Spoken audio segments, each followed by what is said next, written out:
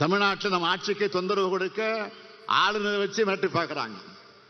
ஆளுநர் இந்த நிகழ்ச்சிக்கு புறப்படுறதுக்கு முன்னாடி நம்முடைய அமைச்சர் பொன்முடிக்கு பதவி பிரமாணத்தை எடுத்து வச்சு தான் நான் வந்திருக்கிறேன். யாரு? ஆளுநர். அவராக பண்ணாரா? முடியாதுன்றாரு. நாங்க விடுவோமா? திமுக காரங்க நாங்க.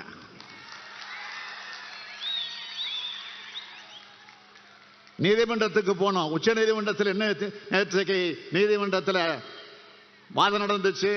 எப்படிப்பட்ட கண்டனத்தை ஆளுநருக்கு தெரிவிச்சிருக்கிறாரு தலைமை நீதிபதி. அதற்கு பிறகு இன்றைக்கு 3 மணிக்கு அழைப்பு வந்துச்சு. அந்த அழைப்பை ஏற்றுக்கொண்டு நாங்கள் நேரடியாக சென்று ராஜ்பவனில் போய் பதவி பிரமாணத்தை எடுத்துட்டு ஒரு மரியாதைக்கு ஆளுநருக்கு பொக்கே ஒன்று கொடுத்துட்டு புறப்புறப்ப சொன்னேன். இன்னைக்கு தான் நான் தேர்தல் வேலையை தொடங்குறேன். தேர்தல் பிரச்சாரத்துக்கு முதலா ராஜ்பவன்ல இருந்து தொடங்குறேன்னு சொன்னேன்.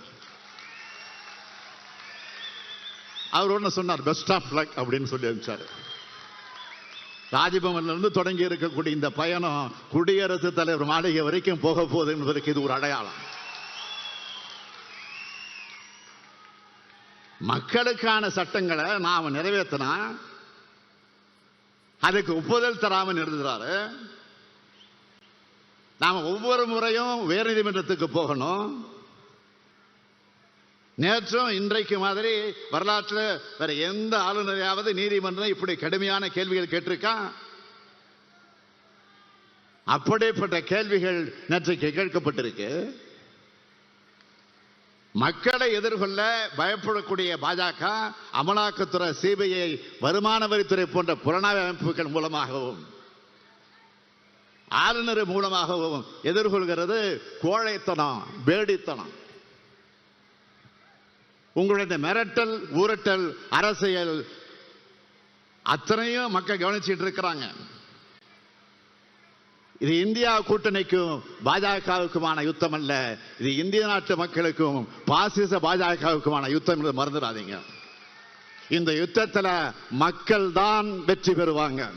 பாதகம் செய்பவரை கண்டால் நாம் பயங்கொள்ளலாகாது பாப்பா. மோதி மிதித்து விடு பாப்பா, அவர் முகத்தில் உமிழ்ந்து விடு பாப்பா. அண்மை செய்திகளை உடனுக்குடன் தெரிந்து கொள்ள இணைந்திருங்கள் இயம்நாடு தொலைக்காட்சியுடன்.